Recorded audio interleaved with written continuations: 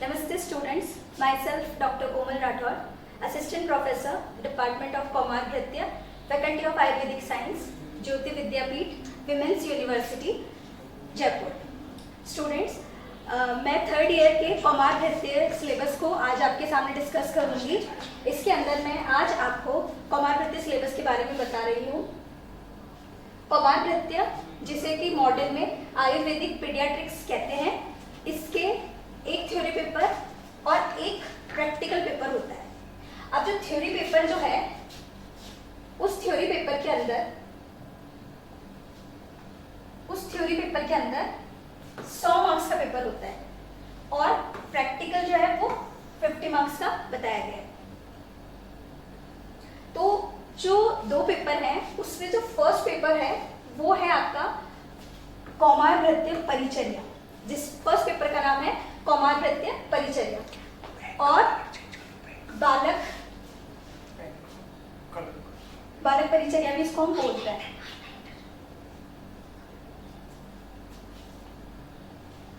अब इसके अंदर मैं आपको बता दूं, जो पार्ट 1 है, पार्ट 1 के अंदर आप देखिए 50 मार्क्स का पार्ट 1 है और पार्ट बी है, वो भी 50 मार्क्स का है। तो जो पार्ट 1 है, इसके अंदर हम बात करेंगे जनरल इंट्रोडक्शन की। ये जो जनरल इंट्रोडक्शन है वो है आपके कौमार भृत्य का स्कोप के बारे में। हम यहाँ पे कौमार भृत्य का जनरल इंट्रोडक्शन देंगे, प्लस इसके अंदर हम जो आयुर्वेदिक टर्मिनोलॉजीज दी हुई है, जो डेफिनेशंस बताई गई है कौमार भृत्य की, वो सब हम इसके अंदर देखेंगे। इसके अलावा जो इसका सेकंड पॉइंट है, इस सेकंड पॉइंट के अंदर हम काश्यप संहिता, कौमार भृत्य में जो काश्यप संहिता का जो योगदान है उसके बारे में देखेंगे।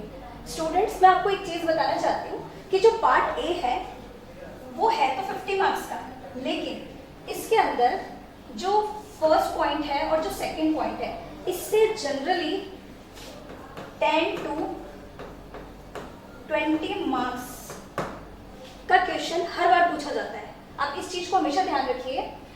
यहाँ पे आपसे कौमार भृत्य की डेफिनेशंस पूछ लेंगे, इसमें आपसे काश्यप संहिता का योगदान पूछ लेंगे, और जो थर्ड पॉइंट है ये भी बहुत ज्यादा इंपॉर्टेंट है, इसके अंदर आपसे वयोभेद पूछेंगे।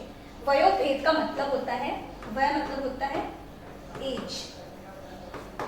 अब जो एज क्लासिफिकेशन जो हमारे डिफरेंट आचार्य ने बताए हैं, उसका वर्णन इस टॉपिक के अंदर किया गया है। यहाँ पे आचार्य चरक, सुश्रुत और आचार्य इंपॉर्टेंट है काश्यप। जो आचार्य काश्यप है, मतलब इन तीन आचार्य के जो चिल्ड्रन के अंदर जो वयोभेद होना चाहिए वो इस टॉपिक के अंदर बताया है।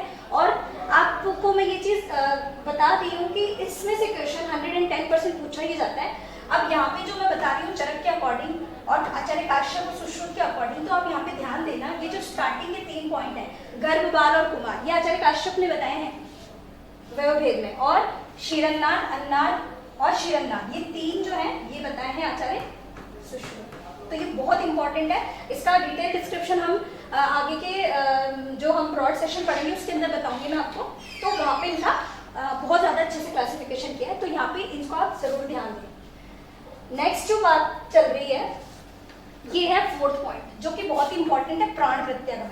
अब प्राण प्रत्यागमन के अंदर क्या होता है, यहाँ पे बच्चों के, पहले तो आप ये समझिए प्राण प्रत्यागमन का क्या मतलब है। प्राण प्रत्यागमन का मतलब यह है कि बार बार जो प्राणों को प्राप्त करने के लिए जो चेष्टाएं, जो क्रिया की जाती है, प्राण प्रत्यागमन। तो यहाँ पे आचार्यों ने जो हमें प्राण प्रत्यागमन के लिए अलग अलग जो आचार्य हैं, फिर से बता रही हूँ, आचार्य चरक, सुश्रुत और काश्यप, क्योंकि बेसिकली कौमार भृत्य काश्यप संहिता पे डिपेंडेंट है। तो इन तीनों आचार्यों का विशेष रूप से ध्यान रखिए। यहाँ पे कहीं कहीं वाग्भट आचार्य से भी क्वेश्चन पूछा जाता है कि आचार्य वाग्भट के अकॉर्डिंग प्राण प्रत्यागमन को बताइए। तो इसमें से भी आप कम से कम 5 मार्क्स का क्वेश्चन एवरी ईयर आपसे एग्जाम में पूछा जाता है, तो आप इस पर विशेष ध्यान दें, ये पॉइंट्स भी बहुत इंपॉर्टेंट है। तो यहाँ पे आपसे प्राण प्रत्यागमन according to Acharya Charak, Acharya Sushruta and Vagbhata and Kashyap सोन पूछा जा सकता है। और अगर थोड़ा सा टिपिकल पूछा जाए तो आपसे नियोनेटल रिसब्स्टिट्यूशन, ये भी इंपॉर्टेंट है। यहाँ भी 5 नंबर का क्वेश्चन पूछा ही जाता है, तो ये क्वेश्चन भी आपसे पूछा जाएगा। इसके अलावा बात करें हम 5th पॉइंट की, यहाँ पे नवजात शिशु परीक्षण, ध्यान दीजिए यहाँ पे परीक्षण है, एग्जामिनेशन ऑफ न्यूबॉर्न, ठीक है। ये भी कभी कभी एग्जाम में आ जाता है क्वेश्चन, तो ये भी ध्यान में रखें। इसके बाद सबसे इंपॉर्टेंट नवजात शिशु परिचर्या, यहाँ से पक्का 10 मार्क्स का क्वेश्चन आएगा, आप जरूर इस चीज पे ध्यान दें।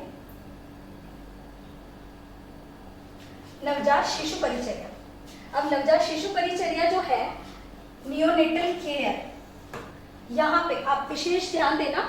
यहाँ पे अलग अलग आचार्यों ने नवजात शिशु परिचर्या बताई है, जिसके अंदर जात मात्र जिसे कि हम न्यूली बॉर्न चिल्ड्रन कहते हैं, इसके बारे में है। सामान्य जो शिशु होता है, क्योंकि आप जानते हैं कि जब भी शिशु का जन्म होता है तो हम उस टाइम ये चेक करते हैं कि ये प्री टर्म है, टर्म बेबी है या पोस्ट टर्म है।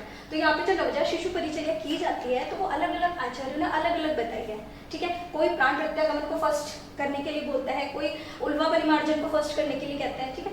तो ये चीज आप ध्यान रखें। तो इसीलिए चैप्टर बहुत इंपॉर्टेंट है, 5 मार्क्स का क्वेश्चन एवरी ईयर पूछा जाता है, तो ये बहुत इंपॉर्टेंट है, तो इसलिए इसको अच्छे से याद करें। तो इसके अंदर क्या क्या पॉइंट्स आएंगे, जात मात्र की केयर कैसी होती है, जात मात्र और सद्योजात, देन सामान्य जो प्री टर्म बेबी है उसका, full term, post term, then इसके बाद इंपॉर्टेंट नाभि नाल छेदन, ये इंपॉर्टेंट है। नाभि नाल छेदन जो है इसका विशेष ध्यान रखें, क्योंकि नाभि कर्तनजन्य व्याधियां जो है वो भी 5 मार्क्स में हमेशा पूछी जाती है। तो यहाँ पे इम्प्रॉपर अम्बलाइकल कॉर्ड कटिंग से जो डिजीज होती है उसके भी क्वेश्चंस एग्जाम में आते हैं। देन इसके बाद आगे बात करते हैं नवजात शिशु पोषण की। तो पोषण भी बहुत इंपॉर्टेंट टॉपिक है। पोषण इसलिए इंपॉर्टेंट टॉपिक है बच्चों क्योंकि पोषण जो है वो इन्फेंट के लिए बहुत ज्यादा जरूरी है। अगर बच्चे को प्रॉपर फीडिंग नहीं मिलेगी, आप सिलेबस का क्राइटेरिया देखेंगे तो आपको पता चलेगा कि हमारा जो कौमार नृत्य का सिलेबस है वो इसी के अकॉर्डिंग है कि पहले हम जो पढ़ने जाए उसका नॉर्मल इंट्रोडक्शन देखते हैं, फिर उसके बाद हम इस पे बेस संहिता का जो स्कोप है कौमार नृत्य में वो देखते हैं। देन इसके बाद हम नवजात की शिशु परिचर्या, फिर उसका परीक्षण, फिर उसका पोषण, अब इसके बाद हम उसके इन्फेक्शन और उससे होने वाले डिजीज के बारे में पढ़ेंगे। तो आप यहाँ पे ध्यान देना कि ये जो पोषण जो शब्द है, ये पोषण जो शब्द है ये बहुत स्पेसिफिकली यहाँ पे आया है, ठीक है। इसको हम जरूर ध्यान रखें। तो यहाँ पे पोषण के लिए शब्द दिया गया है, देखो इसमें हम पोषण, शिशु के लिए पोषण क्या है, स्तन्य। तो स्तन्य के लिए यहाँ पे सबसे इंपॉर्टेंट है, सबसे ज्यादा इंपॉर्टेंट है आपके लिए स्तन्य संपद। इसका क्वेश्चन आपको एग्जाम में पक्का आता है, तो आप ये जरूर याद रखें। स्तन्य संपद, स्तन्य संगठन, स्तन्य परीक्षा, है ना। कोलेस्ट्रम में से क्वेश्चन हमेशा पूछा जाता है, चाहे यूजी एग्जामिनेशन हो चाहे पीजी एग्जामिनेशन हो, ठीक है। स्तन्य संपद के बाद सबसे इंपॉर्टेंट यहाँ पे है धात्री का क्वेश्चन भी हमेशा एग्जाम में आता है, तो आप ये जरूर ध्यान दें। इसके बाद बात करते हैं स्तन्य दोष। अब स्तन्य दोष की यहाँ इंपॉर्टेंस इसलिए है क्योंकि आपने स्तन्य दुष्टि वर्ड सुना होगा। स्तन्य दुष्टि जो है उससे क्वेश्चन भी एग्जाम में आते हैं। तो स्तन्य जो दोष है, स्तन्य जो दोष जो बता रखे हैं उसके अंदर मैं आपको इसको कुछ थोड़ा सा डेमोन्स्ट्रेशन करके बताती हूँ क्या चीज इंपॉर्टेंट है। देखिए यहाँ पे स्तन्य शोधन द्रव्य आएंगे, ठीक है। जो 10 स्तन्य शोधन और स्तन्य जलन जो द्रव्य बताए वो आपको याद करना है, ये वायवा में भी पूछा जाता है क्वेश्चन। इसके अलावा गर्भ वृद्धि विकास क्रम, ठीक है। इसमें आपको बताइए प्रथम मास में कलम जायते, द्वितीय मास में घनम और द्वितीय में पिंड पिंडिका, ऐसे करके जो बता रखे हैं तो वो आप जरूर याद करें, गर्भ वृद्धि विकास क्रम, ठीक है। इसके अलावा माइलस्टोन, तो आप ध्यान रखिए इसमें से भी 5 मार्क्स का क्वेश्चन ऑलवेज पूछा जाता है और आता है। तो मैं यहाँ आपको इम्पॉर्टेंट टॉपिक, सिलेबस रीड करना हमारा उद्देश्य नहीं है, सिलेबस के अकॉर्डिंग हमें पढ़ना जरूरी है। अगर हमें सिलेबस में इंपॉर्टेंट पॉइंट पता है तो हम उसी के अकॉर्डिंग टॉपिक्स को वेटेज देते हैं और उसी के अकॉर्डिंग हम मार्क्स स्कोर करते हैं, ठीक है। तो ये आप जरूर ध्यान रखें कहाँ कौन सा टॉपिक इंपॉर्टेंट है और उसी के अकॉर्डिंग हम पढ़ेंगे। एक और टॉपिक आते हैं न्यूट्रिशन। यहाँ पे न्यूट्रिशन जो है बताने के साथ साथ वो आपने नवजात शिशु का पढ़ा था। यहाँ पे जब बच्चा 3-4 साल का हो जाएगा, क्योंकि कौमार नृत्य तो सब्जेक्ट 1 से 16 वर्ष तक के बच्चों के लिए है, तो यहाँ पे आगे जो पोषण जो शब्द है, आगे जो पोषण शब्द दिया गया है वो पोषण, यहाँ पे न्यूट्रिशन जो वर्ड है वो बड़े बच्चों के लिए है। इसके बाद जब उनके दांतों का विकास हो जाता है, देखो यहाँ दंत उत्पत्ति वर्ड दिया है, दंत उत्पत्ति, दंत रक्षा विधि, दंत संपद। तो यहाँ पे एक चीज मैं आपको बता दूं, दंत उत्पत्ति का यहाँ विशेष महत्व है। दंत उत्पत्ति के अंदर क्योंकि आचार्यों ने 4 से 8 में जो दांत उत्पन्न होते हैं उनका विशेष वर्णन किया है, प्लस दांतों के प्रकार बताए हैं, ठीक है। तो वो चीज यहाँ बहुत जरूरी है, इसमें से भी क्वेश्चन आता है ऑलमोस्ट 5 मार्क्स तक का। तो आप इसी के अकॉर्डिंग इस पॉइंट को, इस टॉपिक को भी वेटेज दें। इसके अलावा यहाँ पे व्याधि क्षमता, इम्यूनिटी की बात की गई है, ठीक है। इम्यूनिटी बहुत इंपॉर्टेंट है, क्योंकि हम बचपन से ही जब हम फर्स्ट ईयर में होते हैं, सेकंड ईयर में होते हैं, तो हम ओज पढ़ते हैं, ओज और बल की बात करते हैं। तो ओज और बल है जो हमारे शरीर में व्याधि क्षमता को बनाता है, ठीक है। तो ये इसमें आएगा, तो ये भी बहुत इंपॉर्टेंट पॉइंट है। इसके अलावा सबसे इंपॉर्टेंट, इसको आप वेरी वेरी इंपॉर्टेंट दे सकते हो, बिकॉज यहाँ प्राशन और लेहन की बात चल रही है, प्राशन और लेहन, तो इसमें से क्वेश्चन भी आता है, क्योंकि यहाँ पे लेहन के इंडिकेशन और कॉन्ट्रा इंडिकेशन हमेशा पूछे जाते हैं, ठीक है। तो यहाँ पे लेहन और प्राशन। इसके अलावा अब जो 14 पॉइंट है वहाँ पे नेशनल प्रोग्राम्स है, ठीक है। इसके अंदर RCH इम्पॉर्टेंट है और इम्यूनाइजेशन, नेशनल इम्यूनाइजेशन प्रोग्राम, क्योंकि नेशनल इम्यूनाइजेशन प्रोग्राम इसलिए कि राष्ट्रीय टीकाकरण जो प्रोग्राम्स जो भारत सरकार ने चलाए हैं उसके अकॉर्डिंग हमें ये ध्यान रखना है कि बर्थ के समय हमें कौन सा इंजेक्शन देना है बच्चे को। इसके अलावा आपको ये देखना है कि 9 मंथ में जो मीजल्स का बता रखा है उसके बारे में, तो ये इम्यूनाइजेशन प्रोग्राम भी पता होना चाहिए। काफ़ी बार एग्जाम्स और वाइवा में पूछे जाते हैं, तो ये प्रैक्टिकल के पॉइंट ऑफ व्यू से इम्यूनाइजेशन बहुत इंपॉर्टेंट है, ठीक। इसके बाद बात करते हैं हम पार्ट बी की। अब पार्ट बी शुरू हो रहा है, ठीक है। ये भी 50 मार्क्स का है, पार्ट ए भी 50 मार्क्स का था। तो अब यहाँ पे देखिए, इस पार्ट बी का नाम है सामान्य चिकित्सा सिद्धांत और बाल रोग। अब यहाँ पे हम क्या करेंगे, इस बी पार्ट के अंदर डिफरेंट डिजीजेस जो बच्चों में होती है उनके बारे में पढ़ेंगे। तो मैं इसका आपको एक पहले ब्रीफ रिव्यू दे देती हूँ, क्योंकि यहाँ पे क्योंकि बच्चों को जो डिजीज होती है, जो बच्चे जस्ट उत्पन्न ही होते हैं, तो उनको क्या होता है, वो अपनी डिजीज या अपनी वेदना को बता नहीं पाते हैं। तो पार्ट बी की स्टार्टिंग ही वेदना अध्याय से की गई है, ठीक है। तो आप ये ध्यान रखना कि पार्ट बी में वेदना अध्याय पढ़ेंगे हम, जिसके अंदर 30 डिफरेंट डिजीजेस का वर्णन किया आचार्य काश्यप ने। और ये इस काश्यप संहिता या यूं कहते हैं कौमार वृत्ति की इंपॉर्टेंस है कि यहाँ पे वेदना अध्याय का वर्णन सिर्फ आचार्य काश्यप ने ही किया है, और किसी आचार्य ने वेदना अध्याय के बारे में बताया ही नहीं है, ठीक है। तो बाल परीक्षण, इसके बाद फिर वेदना परीक्षण, परिज्ञान वो आएगा। देन इम्पॉर्टेंट जनरल औषध मात्रा निर्धारण, ये बहुत इंपॉर्टेंट है। यहाँ पे हम मॉडर्न और आयुर्वेदिक वे से होने वाले बच्चों में, और जो बच्चे 16 वर्ष तक के हैं उनमें औषध मात्रा का निर्धारण देखते हैं कि बच्चों में किस प्रकार हम औषध मात्रा का निर्धारण करते हैं। तो यहाँ पे आप औषध मात्रा निर्धारण देखेंगे। इसके बाद सबसे important panchakarma procedure in children, इसके अंदर सबसे इंपॉर्टेंट है बस्ती। बच्चे के अंदर सबसे इंपॉर्टेंट मात्रा बताइए इसमें बस्ती। तो यहाँ पे वैसे तो सारी 5 पंचकर्म इंपॉर्टेंट है, बस्ती का स्पेसिफिकली इंडिकेशन किया गया, जो मैं आपको आगे डिटेल में बताऊंगी जब हम इनके बारे में एक टॉपिक के बारे में डिटेल में वीडियोस देखेंगे तब। नेक्स्ट देखिए, अब यहाँ से शुरू होता है कि पहले आएगा प्रसवकालीन अभिघात, फिर प्रसव उत्तर, फिर प्रसव कालीन, ऐसे करके। तो अभी आ रहा है प्रसवकालीन अभिघात, मतलब जब बच्चे की जब बच्चा डिलीवर होने वाला है, तो जस्ट डिलीवरी के टाइम ही बच्चे को कौन कौन सी इंजरी होती है, क्या क्या इंजरी बच्चे को हो सकती है। तो यहाँ पे हमें क्या याद रखना है, स्पेसिफिकली उपशीर्षक, श्वासावरोध, ठीक है, ये इंपॉर्टेंट है। इसके अलावा आप ब्रीफ डिस्क्रिप्शन देखोगे सहज व्याधियों का। अब यहाँ देखिए, ये तो बर्थ इंजरी के टाइम व्याधियाँ हो रही है, एक है सहज व्याधियाँ जो बच्चे को कॉन्जेनाइटली होती है, जिसके अंदर आएंगे यहाँ पे हाइड्रोसिफेलस, ठीक है, क्लेफ्ट लिप, क्लेफ्ट पैलेट, ठीक है, और सन्निरुद्ध वगैरह जो है, स्पेनोवाइफिडा, ये सब बच्चों को कॉन्जेनाइटली होती है, ठीक है। तो ये व्याधियाँ हम उस टाइम पढ़ेंगे। इसके बाद प्रसवकालीन व्याधि के बाद अब है brief discussion of brief knowledge of genetic disorder. वो कॉन्जेनाइटल था, अब जेनेटिक। अगर कोई जीन लेवल पे डिफेक्ट है तो उसे बोलेंगे हम down syndrome, Turner syndrome, muscular dystrophy. आप देखिए अपने डे टू डे प्रैक्टिस में भी हम इस तरह के बच्चे देखने को मिलते हैं, जिसमें DMD के पेशेंट तो जनरली मिलते ही हैं। तो ये भी बहुत इंपॉर्टेंट टॉपिक है, जेनेटिक डिसऑर्डर, जो कि एग्जाम्स में क्वेश्चंस के तौर पे आपको पक्का मिलेगा। डाउन और टर्नर सिंड्रोम तो मिलते ही हैं, ठीक है। इसके अलावा प्रसवोत्तर व्याधियाँ, प्रसव उत्तर मतलब प्रसव के बाद, एक था प्रसवकालीन, अब है प्रसव उत्तर व्याधियाँ, ठीक है।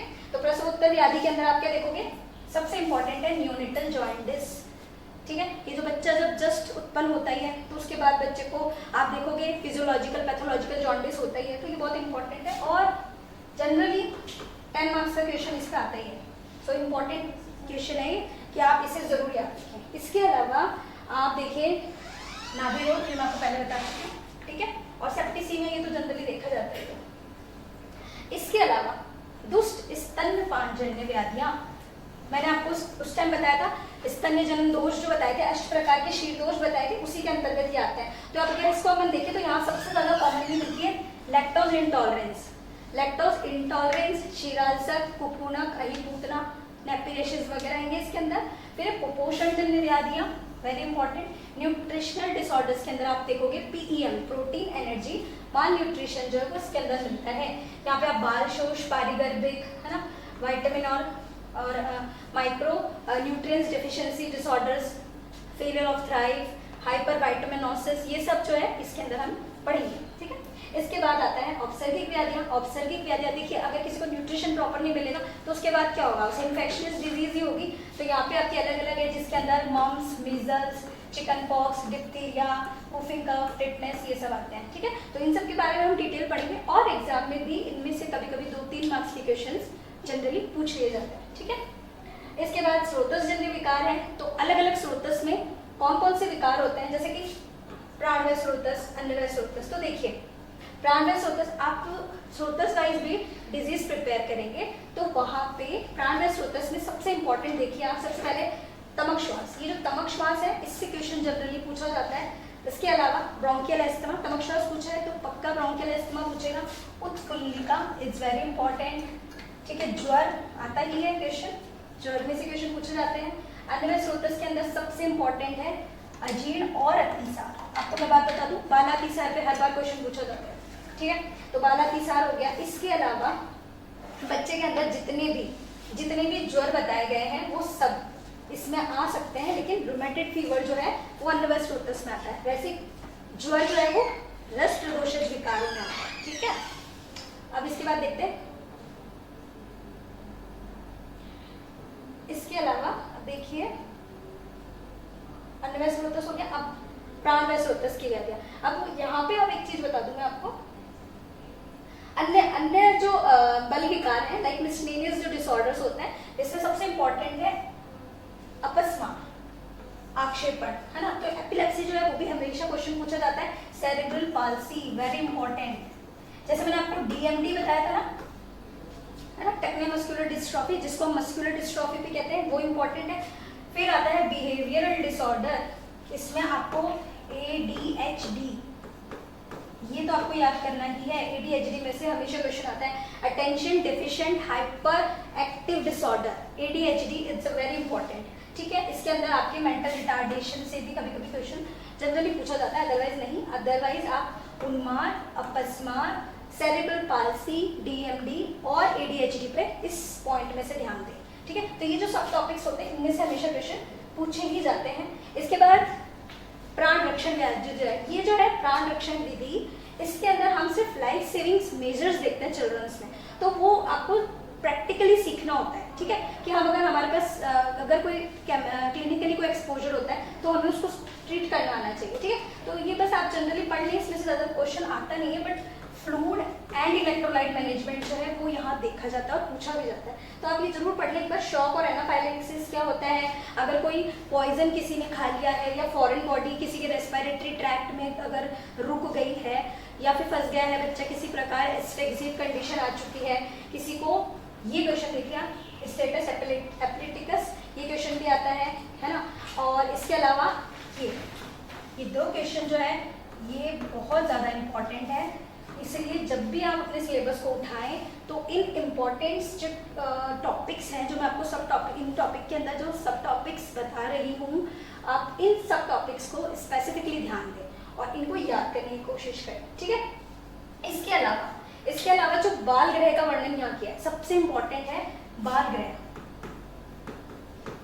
अब देखिए बाल ग्रह में क्या होता है, बाल ग्रह जो है वो बच्चों की डिफरेंट व्याधियां बताई है, जो छुपे हुए ग्रह जो शरीर में इन्फेक्शियस डिजीज के तौर पे, क्योंकि पुराने जमाने में लोग जानते तो थे नहीं कि बाल की ग्रह क्या चीज़ होती है। ग्रह मतलब होता है ट्रैप करना, बच्चा किसी भी आवेश में आके ट्रैप हो जाए, तो वहाँ इन्फेक्शन को पहले लोग नहीं समझते थे, तो वो कहते थे कि किसी ग्रह ने बच्चे को जकड़ लिया है। तो बाल ग्रह जो है वो आचार्य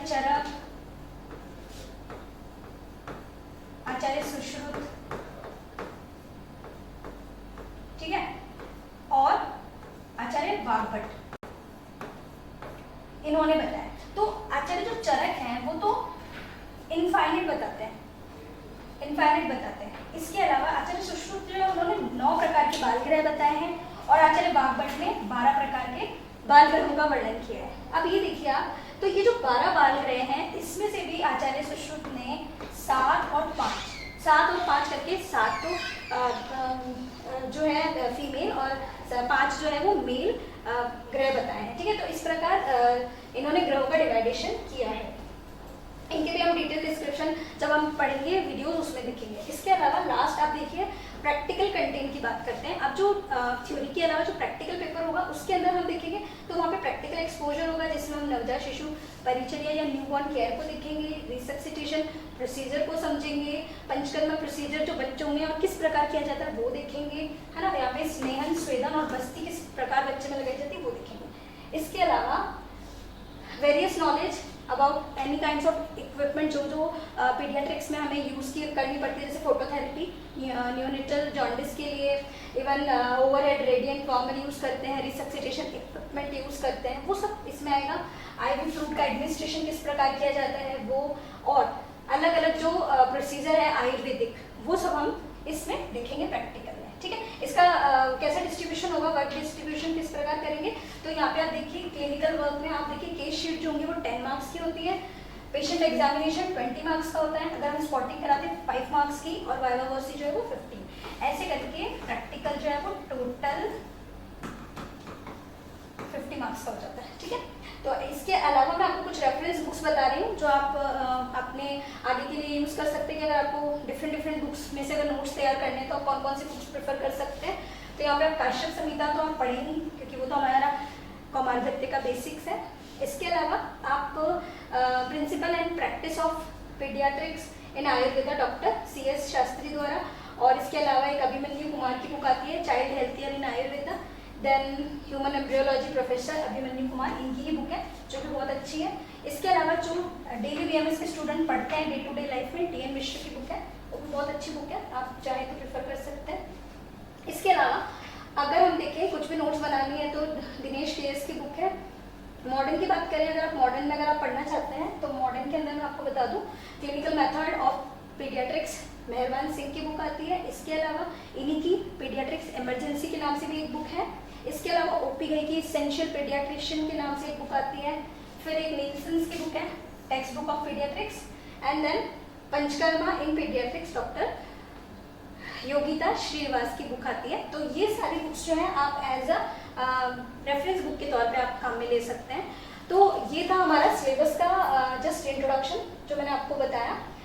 होप आपको समझ में आया होगा और ये इन्फॉर्मेशन आपके लिए यूजफुल रही होगी।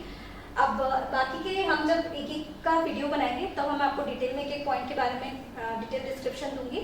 तो that's all for this session. If you have any query you can ask me in comment below section. So thank you so much.